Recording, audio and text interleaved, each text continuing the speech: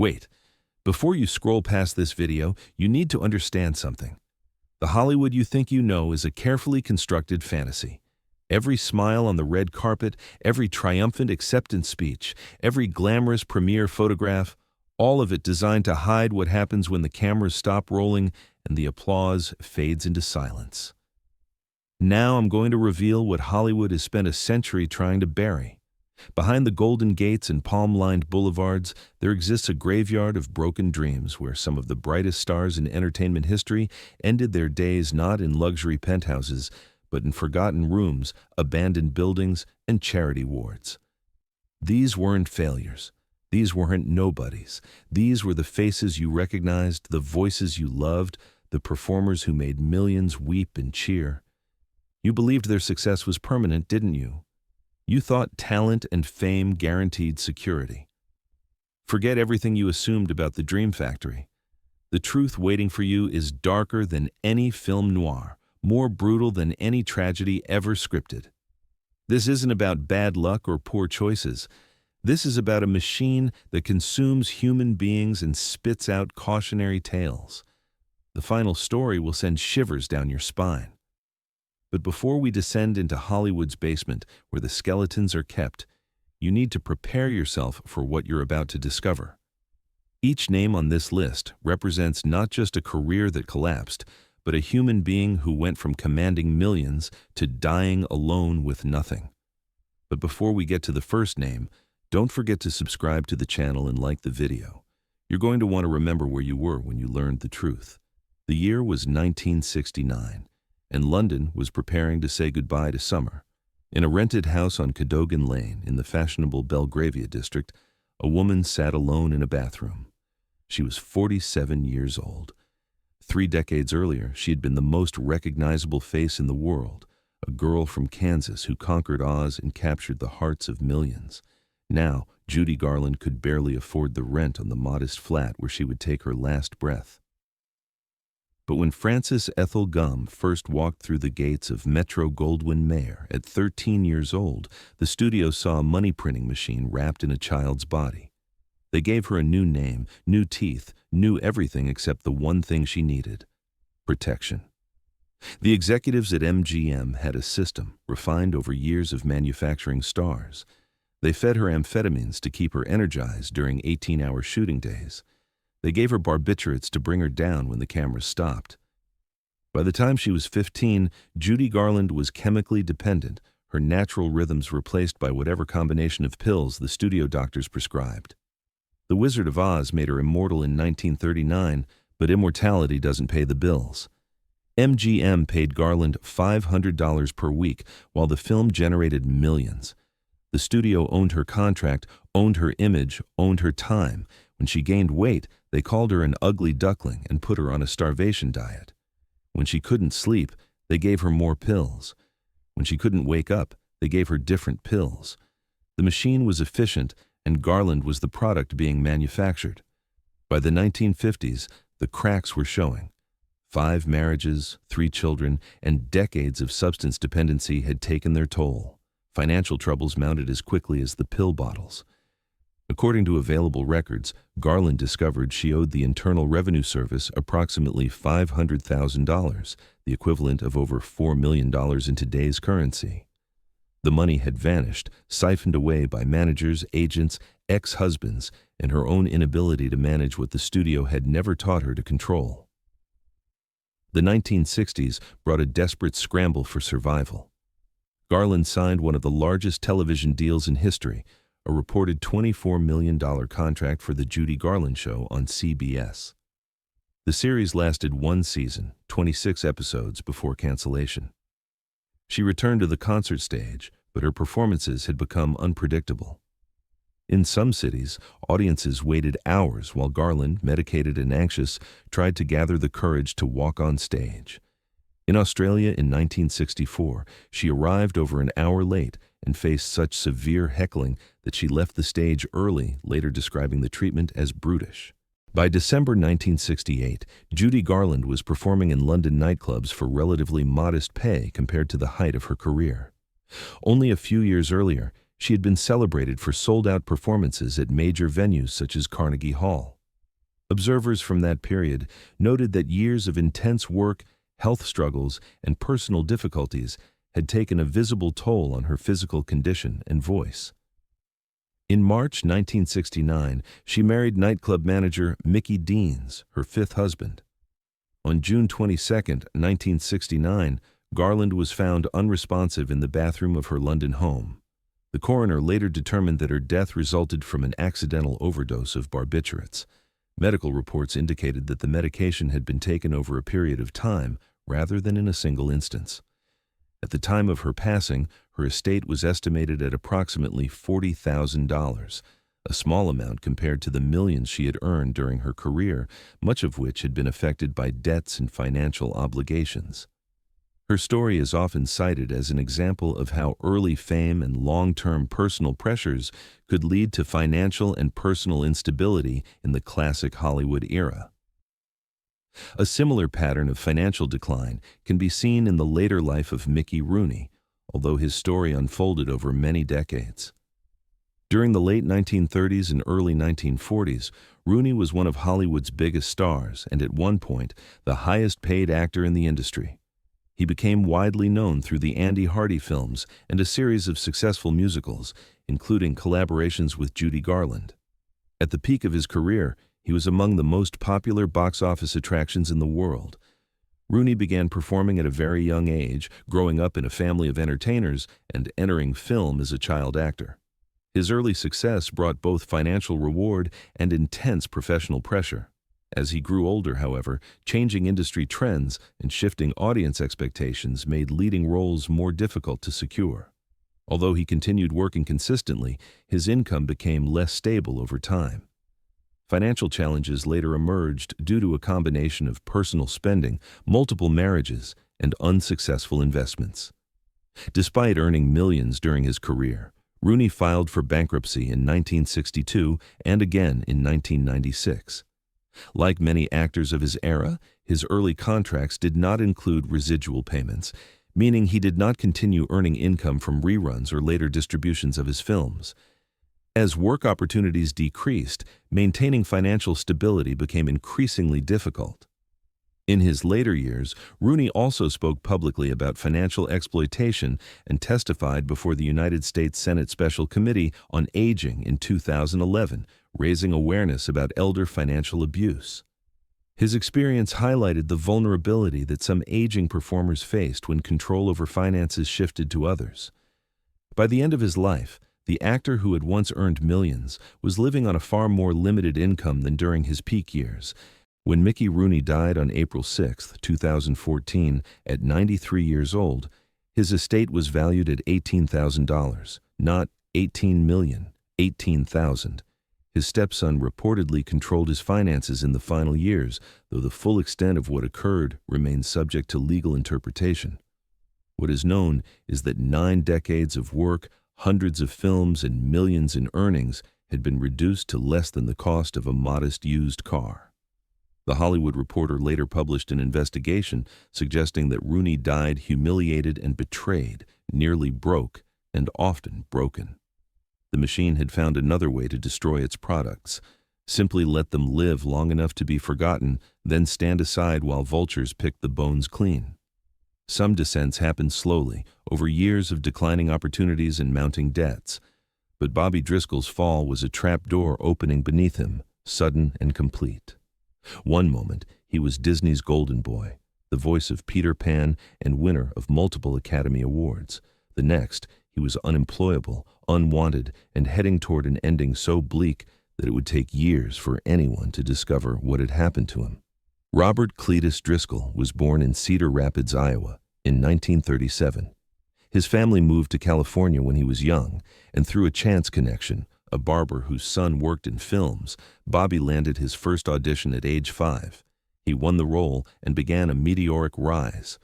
At 9 years old, he starred in Song of the South, Disney's controversial live-action and animation hybrid. At 12, he won an Academy Juvenile Award for his performances in So Dear to My Heart and The Window, a film noir thriller that showcased his dramatic range. Disney loved Driscoll. He was charming, talented, and photogenic, everything the studio needed for its live-action expansion. He starred in Treasure Island in 1950, playing Jim Hawkins opposite Robert Newton's Long John Silver. Then came the role that would define him. In 1953, Driscoll provided the voice and served as the live-action reference model for Peter Pan, the boy who never grew up. The film was a massive success, and Driscoll seemed destined for a long, prosperous career. But puberty arrived with cruel timing. Driscoll developed severe acne. His voice deepened. The boyish features that had made him perfect for Disney roles disappeared practically overnight. According to some accounts, the studio simply stopped calling him. Biographer Mark Elliott suggested that Howard Hughes, who had bought RKO and effectively controlled Disney's finances at the time, had a particular dislike for child actors and wanted Driscoll gone. Fellow child actor Billy Gray later described what happened. Driscoll came to the studio lot one day, and they wouldn't let him through the gate. They told him he was no longer able to come to the studio. No phone call, no meeting, no explanation. Just a guard at the gate turning away a teenager who had made the company millions.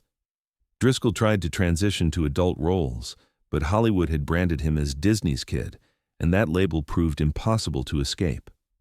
He took guest roles on anthology television series, but the work was sporadic and poorly paid. By the late 1950s, Driscoll had turned to drugs. According to available records, he became addicted to heroin. In 1961, he was arrested on drug charges and sentenced to prison. After his release in 1962, Driscoll attempted to rebuild his life.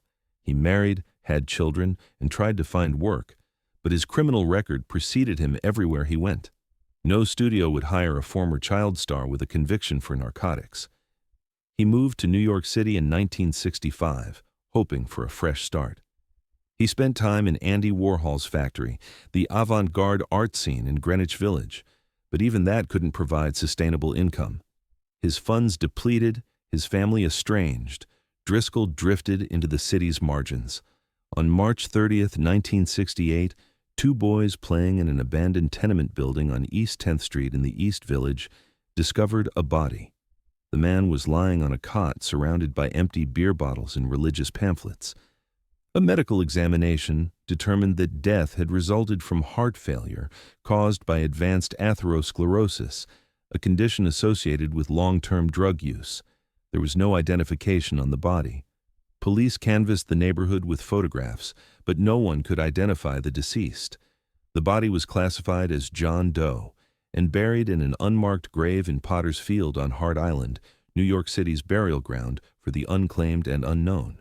Nearly 2 years later, Driscoll's mother, who had lost contact with her son, sought help from Disney officials to locate him. She wanted Bobby to see his father before the elder Driscoll died.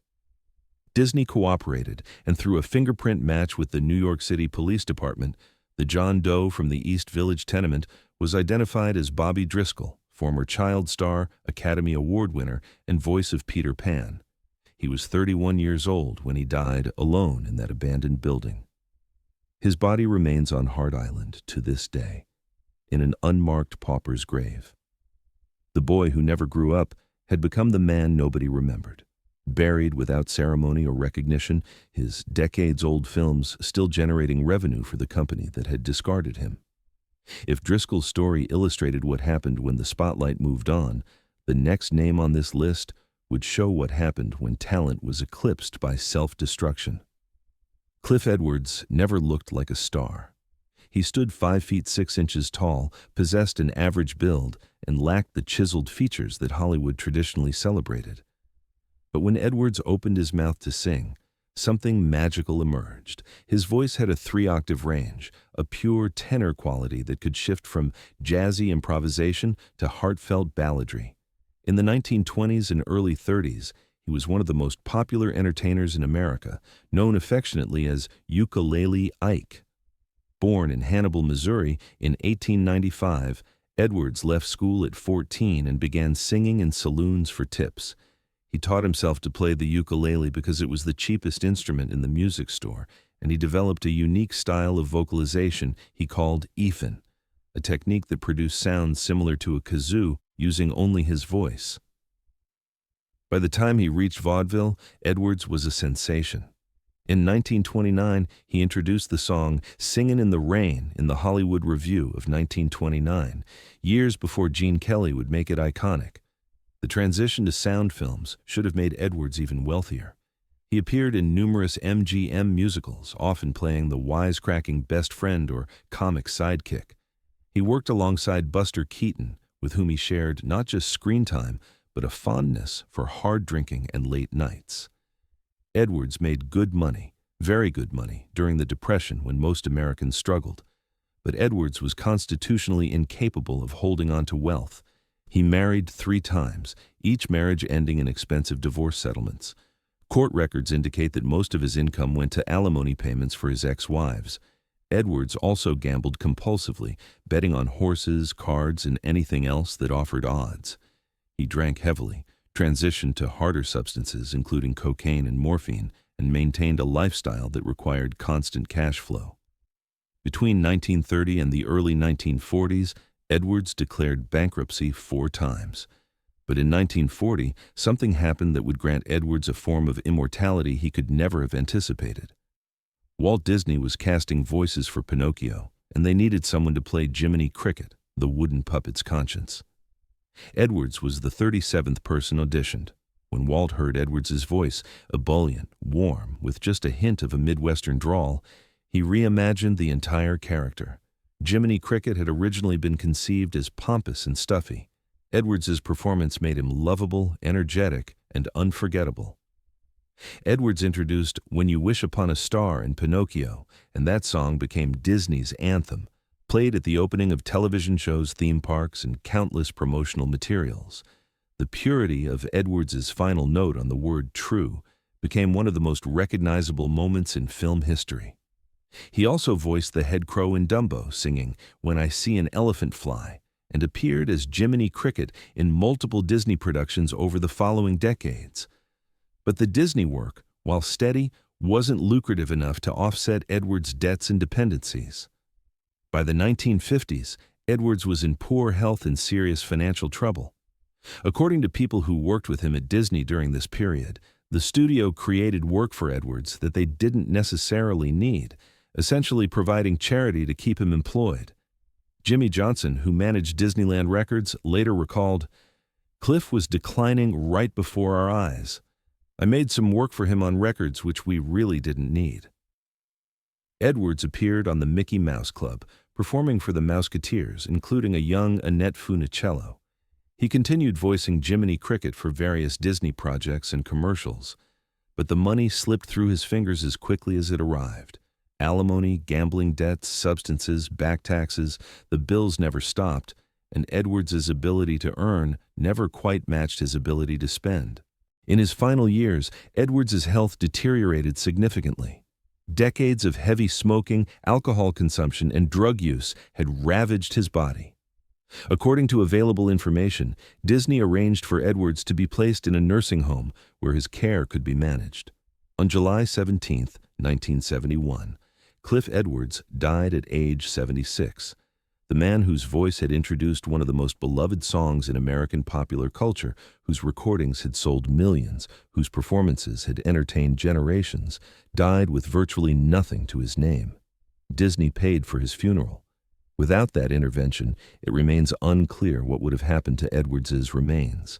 The voice that told children to wish upon a star had wished for very little himself and received even less. But if Edwards's decline was fueled by personal demons, Ed Wood's poverty was the product of being too far ahead, or perhaps too far behind. His time. Wood gained recognition decades after his death as a cult filmmaker, celebrated for his passionate ineptitude and boundless enthusiasm. But during his lifetime, he was a struggling director who couldn't convince studios to fund his visions and died in obscurity. Edward Davis Wood, Jr. was born in Poughkeepsie, New York, in 1924. He served in World War II and, according to some accounts, wore women's clothing beneath his Marine uniform, a detail that would later inform his most personal film, Glenn or Glenda. After the war, Wood moved to Hollywood with dreams of becoming the next Orson Welles. Instead, he became the opposite, a director whose technical incompetence and bizarre creative choices would make him famous for all the wrong reasons. Wood's most well-known film, Plan 9 from Outer Space, made in 1959, has been called the worst movie ever made. Flying saucer effects that were obviously pie pans on strings, gravestones made of cardboard that actors knocked over during filming, dialogue so wooden it seemed to come from another dimension. Every frame of Plan 9 radiated enthusiastic incompetence. But Wood believed in his work completely. He secured funding wherever he could, often from dubious sources, and poured every dollar into productions that no major studio would touch. The problem was that Wood's films made no money. They played in drive-ins and grindhouse theaters, earning just enough to pay a few bills before disappearing. Wood couldn't secure steady studio work because his reputation preceded him. He wrote screenplays under pseudonyms, directed pornography under other names, and took whatever work he could find to keep making films. His drinking intensified as the years passed and the opportunities dwindled. By the late 1960s and early 70s, Wood was living in poverty, struggling with severe alcoholism and unable to find consistent work. According to those who knew him during this period, he lived in a small apartment in Hollywood and survived on whatever odd jobs he could secure. He wrote scripts that were never produced, pitched ideas that were never funded, and watched as his dreams receded further into impossibility. On December 10, 1978, Ed Wood died of a heart attack at age 54. At the time of his death, he was living in poverty, his films largely forgotten except by a small group of bad movie enthusiasts. His estate was worth virtually nothing. It wasn't until Tim Burton's 1994 biographical film Ed Wood that the director received any mainstream recognition, and by then he had been dead for 16 years, unable to witness the cult status his work eventually achieved. Wood's story differed from the others because he never experienced mainstream success. He died dreaming of the acclaim that would arrive too late to matter. The 1970s gave us Gary Coleman, an 8-year-old with perfect comic timing and a face that America loved instantly. Different strokes made Coleman one of the most recognizable child actors on television, and his catchphrase, "What you talking about, Willis?" became part of the cultural lexicon. At his peak, Coleman was earning over $70,000 per episode, making him one of the highest-paid child actors in television history. But Coleman's story followed a script that had been written many times before. Born in 1968 in Zion, Illinois, Coleman suffered from a congenital kidney disease that required multiple transplants and stunted his growth. He stood 4 feet 8 inches tall as an adult, a fact that would severely limit his career options as he aged. But in the late 70s and early 80s, when different strokes dominated television ratings, Coleman was a phenomenon. The money should have secured his future. Instead, it disappeared. Coleman's parents managed his finances, and according to the lawsuit Coleman filed against them in 1989, they misappropriated substantial portions of his earnings. Coleman eventually won a judgment of approximately $1,300,000, but the legal battle drained resources and damaged family relationships irreparably. As Coleman grew older, the roles stopped coming. Hollywood had no place for a 4'8" adult who was famous for being a cute kid. He took work where he could find it: guest appearances, small roles, reality television. In 1999, Coleman filed for bankruptcy, citing medical bills and mismanaged finances. According to court documents, his debts exceeded his assets by a significant margin. The final years of Coleman's life were marked by health problems, legal disputes, and financial instability. He worked as a security guard in a shopping mall for a period, trading on his name recognition for a steady paycheck. Personal relationships proved difficult. He married Shannon Price in 2007, but the relationship was turbulent, marked by public disputes and legal issues. On May 28, 2010, Coleman fell at his home in Santakin, Utah, and suffered a brain hemorrhage. He died 2 days later at age 42. At the time of his death, estimates placed his net worth at around $75,000, a fraction of what he had earned during his childhood. The medical bills from his lifelong health problems had consumed whatever remained. Coleman's story illustrated how child stardom, even when enormously profitable, could be squandered by mismanagement and betrayal by those closest to the performer. Across the Atlantic, Anita Ekberg represented a different kind of Hollywood success. The Swedish actress became an international sex symbol after her iconic scene in La Dolce Vita, where she waded through Rome's Trevi Fountain in an evening gown, creating one of cinema's most memorable images. Born in 1931 in Malmö, Sweden, Ekberg won the Miss Sweden title in 1951 and parlayed that into a Hollywood contract. Throughout the 1950s and 60s, Ekberg appeared in numerous films, mostly playing beautiful women whose presence justified their inclusion in the narrative. She worked with Federico Fellini, who featured her prominently in La Dolce Vita in 1960. The film became an art house sensation, and Ekberg's sequence in the Trevi Fountain defined her career. She seemed to embody a certain idea of European sophistication mixed with bombshell allure. But Ekberg's career declined as she aged, following a pattern common among actresses whose primary currency was physical beauty. The offers dried up. The roles became smaller and less prestigious. She returned to Europe, where the film industry was undergoing its own transformations, and found sporadic work, nothing that matched her earlier prominence. Financial troubles emerged gradually. Ekberg had never been known for careful money management, and as her income decreased, the lifestyle she had maintained became unsustainable. According to reports from her later years, she experienced significant financial difficulties, struggling to maintain her home and basic expenses. In 2011, a fire damaged her villa outside Rome, destroying many of her possessions and memorabilia from her film career. By the time of her death in 2015 at age 83, Ekberg's circumstances had reportedly diminished considerably from her days as an international star. While she maintained some dignity and privacy in her final years, those close to her suggested that financial pressures had been a constant concern. The woman who had commanded top dollar for her appearances had outlived her earning power and faced the reality that beauty and fame were not permanent forms of wealth. Sammy Davis Jr. represented the ultimate entertainer, a man who could sing, dance, act, do impressions, play instruments, and charm any audience. As a member of the Rat Pack alongside Frank Sinatra and Dean Martin, Davis was at the absolute pinnacle of American entertainment in the 1960s. He performed at the most prestigious venues, appeared on television, starred in films, and earned millions. But Davis spent millions even faster than he earned them. His lifestyle was legendary. Custom suits, jewelry, cars, homes, constant entertaining, and compulsive generosity. He bought gifts for friends, tipped extravagantly, maintained multiple households, and never seemed concerned about the future. According to those who knew him, Davis simply assumed the money would always be there because it always had been. The Internal Revenue Service had a different perspective. Davis owed enormous back taxes, a debt that grew larger as interest and penalties accumulated. According to some estimates, he owed more than $5 million by the time of his death, though exact figures vary. The IRS placed liens on his assets, but Davis continued performing, using earnings to service the debt while maintaining his lifestyle. Davis also faced health problems. A lifetime of smoking led to throat cancer. By 1989, he was seriously ill, but continued performing because he needed the money.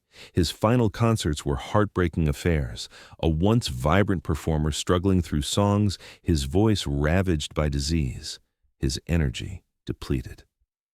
Sammy Davis Jr. died on May 16, 1990, at age 64. His estate was insolvent. The IRS seized assets to cover unpaid taxes. The man who had earned tens of millions of dollars over his career left his widow, Altavise Davis, with overwhelming debt and few resources. She would spend years battling the IRS and struggling financially before her own death in 2009. Davis's story demonstrated that even the highest earners could be destroyed by the combination of extravagant spending and tax debt, particularly when illness prevented them from continuing to generate income. Bela Lugosi created one of cinema's most enduring characters when he portrayed Count Dracula in the 1931 film. Lugosi's Hungarian accent, theatrical gestures, and hypnotic presence defined how generations would imagine vampires. He became synonymous with the role, appearing in person wearing a cape and performing the character in public appearances. but typecasting became Lugosi's curse. After Dracula, Hollywood struggled to see him as anything other than a sinister foreigner. He took role after role in horror films, each one paying less than the last, each one reinforcing the image that made him unemployable for other parts. By the 1940s, Lugosi was appearing in Poverty Row productions, low-budget exploitation films made quickly and cheaply. Financial problems mounted. Lugosi had never commanded the salaries that major stars received, and his work became increasingly marginal as better-known horror actors like Boris Karloff took the more prestigious roles. Lugosi's accent limited his options. His advancing age made him less marketable. The offers diminished to almost nothing. In the 1950s, Lugosi struggled with morphine addiction, a dependency that allegedly began when he used the drug for pain management. According to available information, he voluntarily committed himself to a state hospital for treatment. The revelation of his addiction further damaged his employability. In the final years of his life, Lugosi took whatever work he could find, including a notorious collaboration with Ed Wood that resulted in some of the strangest footage of his career. On August 16, 1956, Bela Lugosi died of a heart attack at age 73. According to reports, he died with limited financial resources, his career long since over, his iconic role having become a professional prison. He was buried in one of his Dracula capes, forever associated with a character that had made him famous and kept him poor. Omar Sharif seemed to have escaped the Hollywood curse. The Egyptian actor achieved international superstardom with his roles in Lawrence of Arabia in 1962 and Dr. Zhivago in 1965. Sharif was sophisticated, charming, multilingual, and capable of playing romantic leads in both European and American productions. He seemed financially secure, a shrewd businessman who understood the value of his image. But Sharif had a weakness that would prove devastating: gambling. According to various accounts, Sharif was a compulsive gambler who lost enormous sums at casinos and card tables around the world. He played bridge at the highest levels and bet on horse races with abandon. While he continued working steadily through the decades, appearing in films and television productions, the gambling losses mounted faster than he could earn. Reports from his later years suggested that Sharif had burned through much of his fortune. While he maintained some work and income, the scale of his gambling losses had been staggering. Some estimates placed the total in the tens of millions of dollars over his lifetime. He reportedly sold his Beverly Hills home and other assets to cover debts and maintain his lifestyle. Sharif also faced health challenges. In 2015, his son publicly revealed that Sharif was suffering from Alzheimer's disease. On July 10, 2015, Omar Sharif died at age 83 in Cairo. While exact details of his financial situation at death remained somewhat private, reports indicated that his wealth had diminished considerably from his peak earning years, largely due to the gambling that had been his constant companion for decades. You've seen the pattern now. The machine operates on a simple principle: extract maximum value from human talent, provide minimum protection or preparation for the future, then move on when the product stops generating profit. Judy Garland, Mickey Rooney, Bobby Driscoll, Cliff Edwards, Ed Wood, Gary Coleman, Anita Ekberg, Sammy Davis Jr., Bela Lugosi, Omar Sharif. 10 names, 10 different stories, but the ending remains remarkably consistent: poverty, debt, obscurity, sometimes death in conditions that would have been unimaginable during their peaks. The Dream Factory doesn't build dreams for the dreamers. It builds them for the audience, for the shareholders, for the bottom line. The performers are interchangeable parts in a machine designed to manufacture entertainment and profit. When they break, the machine simply replaces them. These stories are not aberrations. They're the rule, not the exception. For every actor who dies wealthy and secure, there are dozens who end their lives struggling to pay rent, medical bills, or tax debts. The system hasn't changed. Child actors are still exploited. Adult stars still burn through fortunes. Substance dependency remains common. Elder abuse continues. How many more names remain hidden? How many other performers from Hollywood's golden age died in circumstances their fans would find heartbreaking? The records are incomplete. The families often prefer silence. The industry has no incentive to examine its own graveyard. You looked behind the curtain. The truth has finally found its audience. What you choose to do with this knowledge is up to you, but you can never again see a smiling face on the red carpet without wondering, what happens when the cameras stop rolling? The show always goes on, just not for everyone.